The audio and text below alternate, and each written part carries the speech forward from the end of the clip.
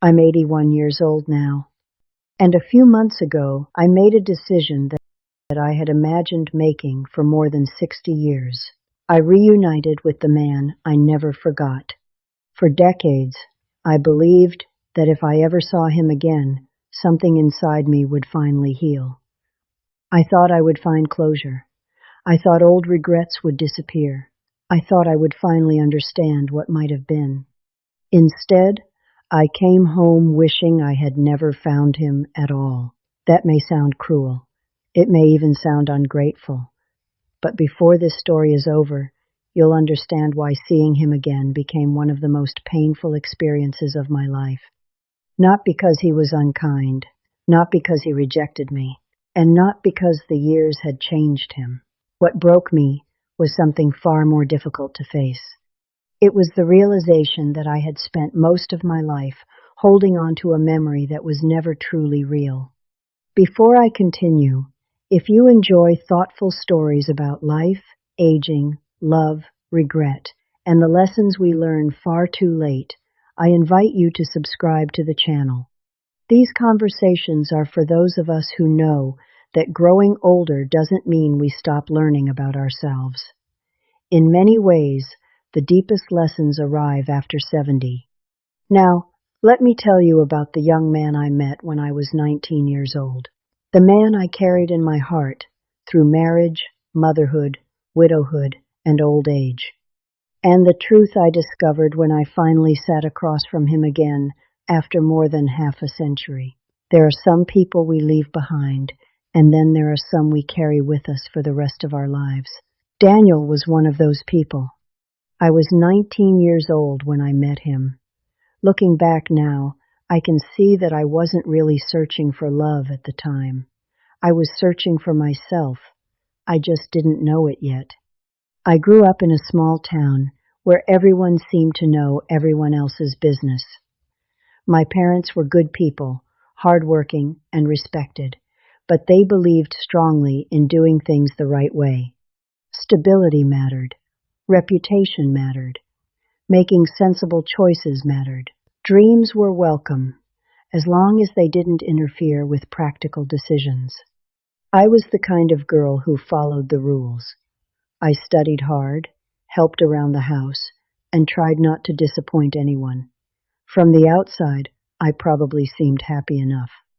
But deep inside, I often felt as though there was a larger life waiting somewhere beyond the borders of our little town. Then, one summer evening, I met Daniel. He wasn't particularly handsome in the movie star sense. He wasn't wealthy. He didn't have a grand plan for his future. But he had something I had rarely encountered before. He was alive. When Daniel talked about life, his eyes lit up. He spoke about places he wanted to see, books he wanted to read, and adventures he hoped to have. He wasn't afraid of uncertainty. In fact, he seemed to welcome it. That fascinated me. For the first time, I found myself talking about things I usually kept hidden. My love of music, my desire to travel, my secret hope that life could be bigger than what everyone expected of me. And Daniel listened, not politely, not out of obligation. He listened as though every word mattered. Looking back, I realized that was the beginning of everything. It wasn't just that I fell in love with him. It was that when I was with him, I became someone different, someone braver, someone more honest, someone who believed, if only for a little while, that her life truly belonged to her. Life has a way of moving forward, whether your heart is ready or not. A year after Daniel left, I met the man who would eventually become my husband.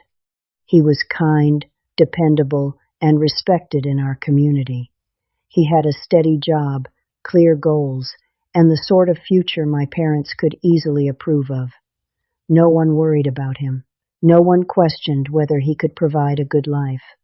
Everything about him made sense, and after the heartbreak I had experienced, making sense felt safe. We married 2 years later. To be fair, this is not a story about a bad marriage. My husband was a good man. He worked hard. He loved our children. He treated me with respect. Together we built a life that many people would have admired. We bought a home. We raised 3 children. We celebrated birthdays, anniversaries, graduations, and holidays.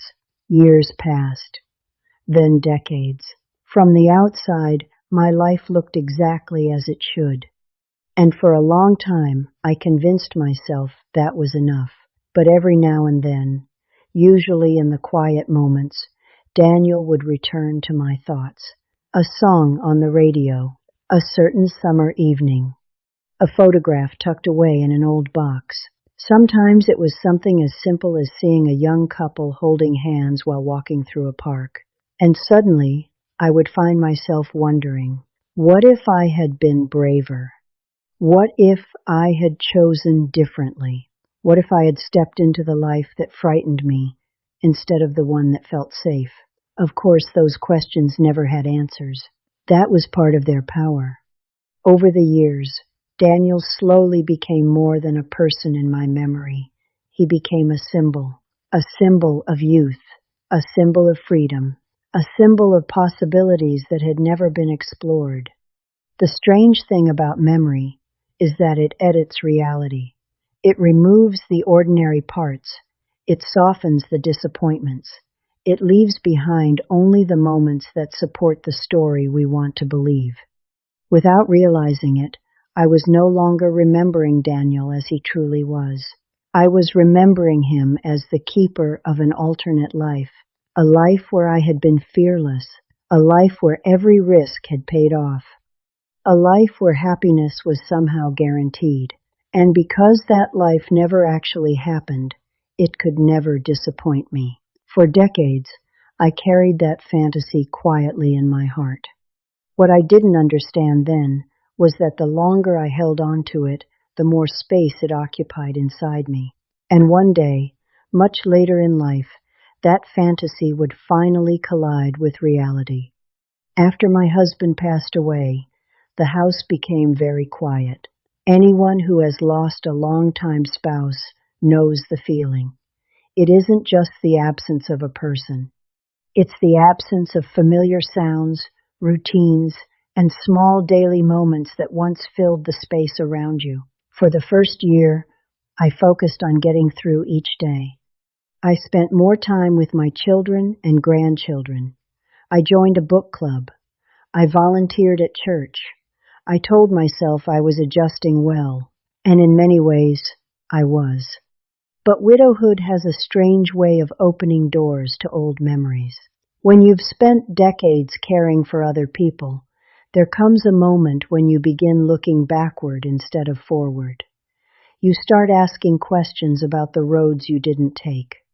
That was when Daniel began appearing in my thoughts more often than ever before. At first it was harmless. I would wonder where he had ended up, whether he had married, whether he was happy, whether he ever thought about that summer the way I did. Then curiosity slowly became something stronger. One evening, sitting alone in my living room, I found myself staring at an old photograph album. Tucked between family pictures was a faded photograph from my college years. I wasn't even sure why I kept it, but seeing my younger face brought back emotions I hadn't felt in decades.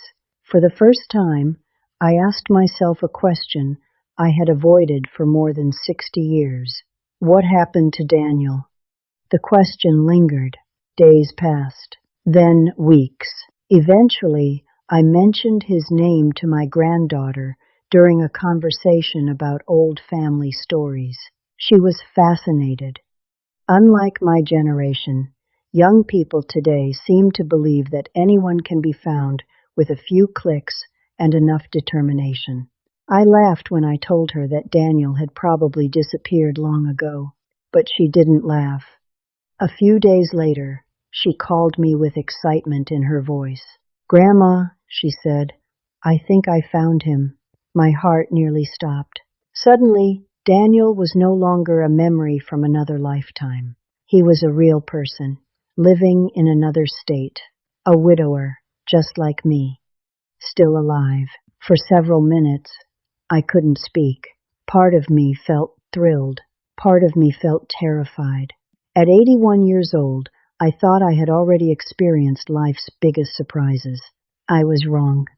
Over the next few weeks, we exchanged a handful of emails. They were polite, warm, careful, nothing romantic. Yet every message stirred emotions I thought had been buried forever. Soon, the idea of meeting began to feel inevitable. I bought a new blouse. I scheduled a hair appointment. I rehearsed conversations in my head. Deep down, I believed this reunion would finally answer a question that had followed me for most of my life. What I didn't realize was that some questions remain beautiful only as long as they stay unanswered. And very soon, I was about to discover why. The morning of our meeting, I woke up before sunrise. For a few moments, lying in bed, I felt 19 again. I know how foolish that sounds. At 81, my hair was silver, my hands carried the marks of time, and my body moved far more slowly than it once had. Yet beneath all of that, there was still a part of me that remembered the young woman who had waited eagerly to see Daniel all those years ago. I spent far too long deciding what to wear. I changed outfits twice, then 3 times. Finally, I laughed at myself. "Margaret," I said aloud, "you're going to meet an 83-year-old man, not a movie star." But my nervousness remained. The restaurant was about an hour from my home. During the drive, I imagined dozens of possibilities. Maybe we would immediately recognize each other. Maybe we would laugh about the past. Maybe we would finally understand why life had unfolded the way it did. A small part of me even wondered whether some forgotten spark might still exist. Looking back now, I realize I wasn't driving toward a man. I was driving toward a fantasy I had been carrying for 60 years. I arrived early. Of course I did. I sat near the window and watched people come and go. Every time the door opened, my heart jumped. Then, at exactly 12:15, he walked in, and for a moment, time seemed to stop. It was Daniel, and yet it wasn't. The young man I remembered had been replaced by an elderly stranger with thinning gray hair, tired eyes, and a slight bend in his shoulders. Age had done what age always does. It had rewritten the face I carried in my memory. When he spotted me, he smiled. The smile was familiar. For just a second, I caught a glimpse of the boy I had once loved. Then reality returned. We shook hands awkwardly. Neither of us knew quite what to say. The first few minutes felt surprisingly ordinary. We talked about grandchildren, health problems, retirement, medications, doctor appointments, the kinds of conversations older people naturally have. Nothing was wrong. In fact, Daniel was warm, kind, and easy to talk to. But something inside me felt increasingly unsettled. As lunch continued, he began sharing stories about his life. He spoke about his wife, who had passed away several years earlier. He talked about his career, the cities he had lived in, the mistakes he had made, the dreams that had worked out, and the ones that hadn't. I listened carefully, yet with every story, a strange realization began to form. The man sitting across from me was not the Daniel I had spent decades remembering. That Daniel no longer existed. This man had lived an entire lifetime without me. He had loved other people, built a family, experienced heartbreak, made choices I knew nothing about. He wasn't waiting inside a frozen memory, hoping I would return. He had moved forward, completely. Then came the moment that shattered the last of my illusions. At one point, I asked whether he had ever thought about me over the years. Daniel smiled gently. Then he said something I will never forget. "Sometimes, of course. But honestly, Margaret, life kept me pretty busy." That was all. A simple sentence, spoken without cruelty, without malice, without any intention to hurt me. Yet it felt like someone had quietly pulled the floor out from beneath my feet, because in that moment I realized something painful. While Daniel had spent 60 years living his life, I had spent 60 years preserving a memory. And those were not the same thing at all. I barely remember the drive home. The radio was playing softly. Cars passed by. The afternoon sun stretched across the highway exactly as it always had. Yet everything felt different. For 60 years, I had imagined what it would be like to see Daniel again. I had pictured joy, relief, closure. Instead, I felt an emptiness I couldn't quite explain. When I finally pulled into my driveway, I sat in the car for several minutes without moving. And then, to my own surprise, I began to cry. Not because Daniel had disappointed me. He hadn't. Not because he had forgotten me. He remembered me well enough. Not because our reunion had gone badly. In truth, it had gone exactly as two elderly people reconnecting after 6 decades might be expected to go. The pain came from somewhere else, somewhere much deeper. As I sat there, one realization kept returning to me. Daniel was never the thing I had been holding on to. For years, I believed he was. I believed he was the great unfinished love story of my life. I believed he represented the happiness that had slipped through my fingers. But now I could finally see the truth. The person I had been missing all those years wasn't Daniel. It was the young woman I used to be. The hopeful girl who believed anything was possible. The girl who dreamed about adventure. The girl who wanted a larger life. The girl who had stood at a crossroads and been too afraid to choose the uncertain path. That was who I had really been grieving. Not a man, a version of myself. And once I understood that, dozens of memories suddenly looked different. Every time I had wondered, what if Daniel and I had stayed together? What I was really asking was, what if I had been braver? What if I had trusted myself? What if I had stopped living for other people's approval? Those questions had very little to do with Daniel. They had everything to do with me.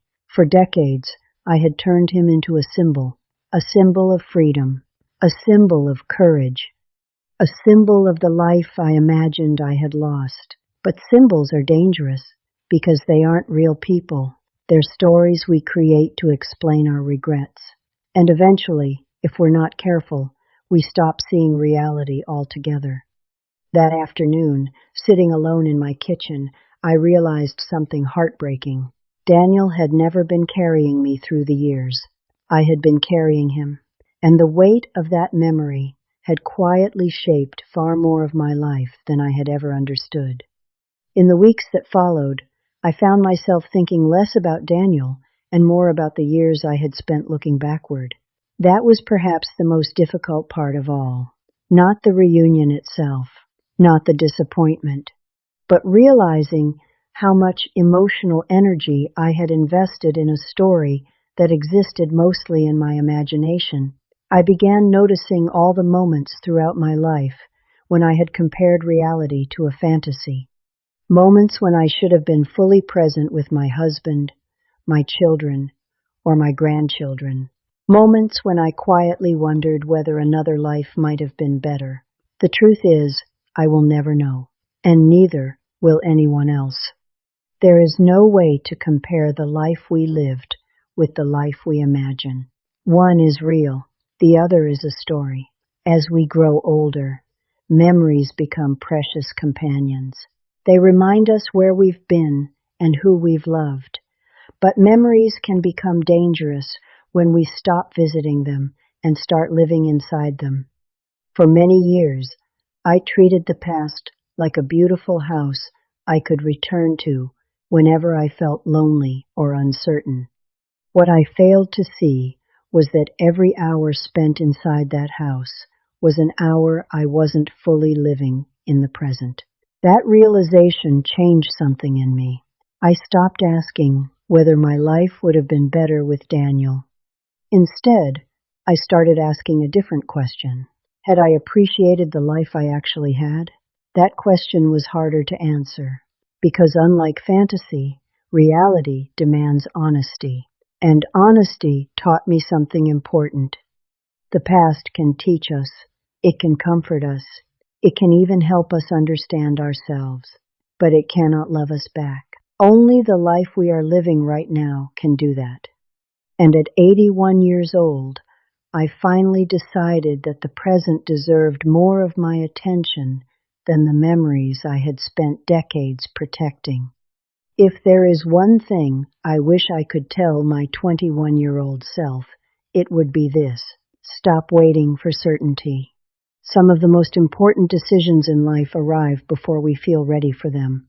We tell ourselves we'll decide later, we'll be braver later, we'll follow our hearts later. But later has a way of becoming never. For many years, I blamed circumstances for losing Daniel. I blamed timing. I blamed my parents. I blamed fear. What I understand now is much simpler. The greatest loss wasn't losing him. The greatest loss was losing confidence in my own voice. I spent too much of my life believing that everyone else knew better than I did.